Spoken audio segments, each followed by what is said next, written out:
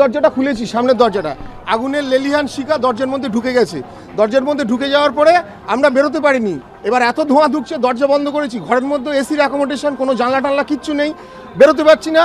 ওই বাথরুমে ঢুকে সবাই আটকে জল চালিয়ে দিয়েছি, দিয়ে উপরের যে বাথরুমের ওই যে মানে কাটা অংশটা, ওখান থেকে সাহায্যের জন্য চিৎকার করেছি। ওখান থেকে এবার মানে থানায় ফোন করা হলো, থানার থেকে আমাদেরকে এসে উদ্ধার মানে করেছে। আমরা গ্রাউন্ড ফ্লোরে 2 নম্বর।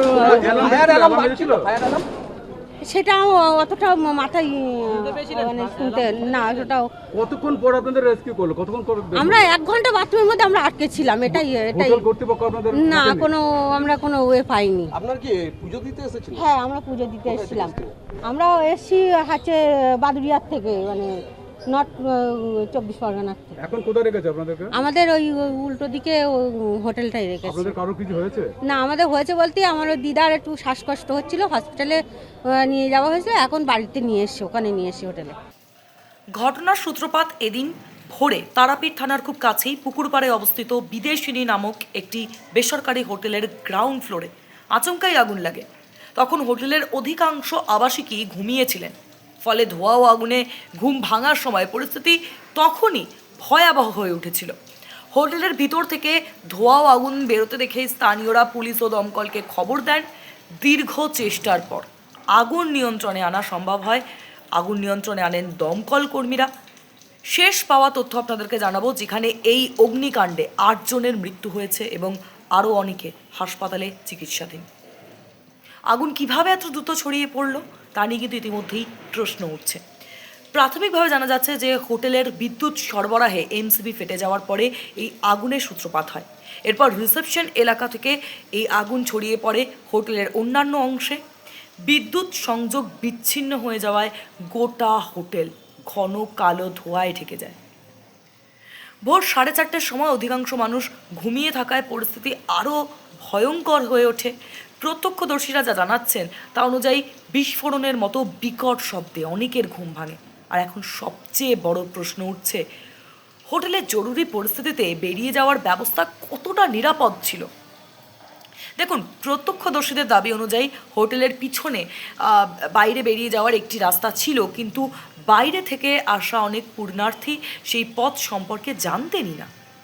আগুন লাগার পর আতঙ্কের মধ্যে অনেকেই পিছনের দরজা দিয়ে বেরোনোর চেষ্টা করেন, কিন্তু ঠিক সেই সময় দরজা বন্ধ থাকায় তাদের কেউ বাধ্য হয়ে সামনের দিকে সেভাবে বেরোতে পারেনি এবং তারপরে সামনের রিসেপশনের দিক থেকে তারা কিন্তু আবারও ফিরে আসেন। আর ঠিক সেখানেই আগুনের ভয়াবহতার মুখে পড়েন অনেকে। শ্রাবণ মাসের শেষ সোমবার তারাপীঠ মন্দিরে পুজো দিতে এসে এই মর্মান্তিক ঘটনার শিকার হলেন বহু পুণ্যার্থী। যারা প্রাণে বেঁচেছেন তাদের অনেকেই সেই রাতের ভয়াবহ অভিজ্ঞতার কথা জানিয়েছেন। কেউ শুনেছেন বিস্ফোরণের শব্দ, আবার কেউ আগুনের মধ্যে প্রিয়জনকে খুঁজে বেরিয়েছেন। এখন প্রশ্ন কিন্তু একটাই, যে শুধু বিদ্যুৎ সংযোগের ত্রুটি নাকি এর পেছনে আরও কোনো গাফিলতি ছিল? জরুরি বেরোনোর রাস্তা থাকলে তা কেন ব্যবহার করা গেল না? দরজা বন্ধ ছিল কেন? আর হোটেলের অগ্নি নিরাপত্তা ব্যবস্থা আদৌ কতটা কার্যকর ছিল? এই প্রশ্নগুলির উত্তরই কিন্তু এখন এই মুহূর্তে যে তদন্ত চলছে সেই তদন্তে সব থেকে গুরুত্বপূর্ণ হয়ে উঠছে। কারণ এত বড় একটা দুর্ঘটনা কীভাবে এই প্রাণহানিতে পরিণত হলো তা প্রকৃত কারণ সামনে আনাটা কিন্তু ভীষণভাবে জরুরি। তদন্তে কারোর কোনো গাফিলতি প্রমাণ হলে দায় নির্ধারণ এবং ভবিষ্যতে এমন ঘটনা ঠেকাতে ঠিকই কি ব্যবস্থা নেওয়া হয়, এখন সেদিকেই আমাদের নজর থাকবে। तो बाहर की तरफ से धुआं और आग की लपटें नहीं देखी जा रही थी।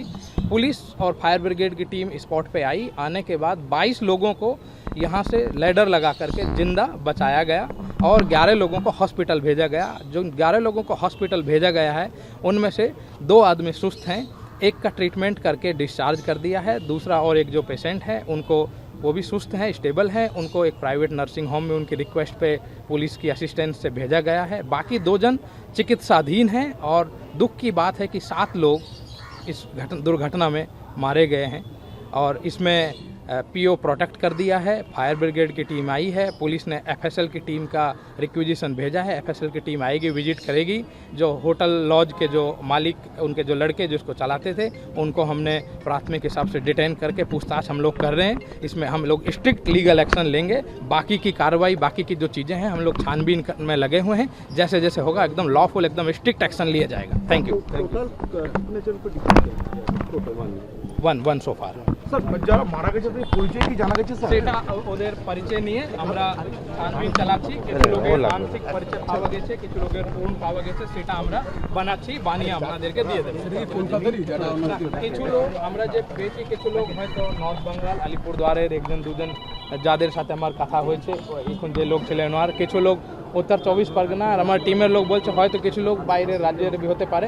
সঠিক ওদের আইডেন্টিটিগুলো কি আছে আমরা একটু পরেই বানিয়ে আমরা খোঁজে লেগে আছি। কিছু লোকের আংশিক পেয়েছি, পূর্ণ পেয়েছি, আমাদের টিম লাগে। অগ্নিনির্বাপন ব্যবস্থা কি ছিল এই হোটেলটায়? কিছু আংশিকভাবে দেখলাম fire extinguisher and fire hydrant কিছু ছিল, তবেও এটা কি সাফিসিয়েন্ট কি না, এর কি ক্লিয়ারেন্স ছিল কি না, সেটা তদন্তের বিষয়, আমরা তদন্ত করে খতিয়ে দেখছি। क्या है पहले देखने दीजिए। जो सिस्टम है वो सिस्टम पूरा बिगाड़ चुका था, इसीलिए टीआरडीए का बदनामी है। इसीलिए टीआरडीए का तदंत होना चाहिए। इतना बड़ा बिल्डिंग बनाया और आग निभाने का कोई व्यवस्था नहीं है, इसको जतुगृह बना दिया।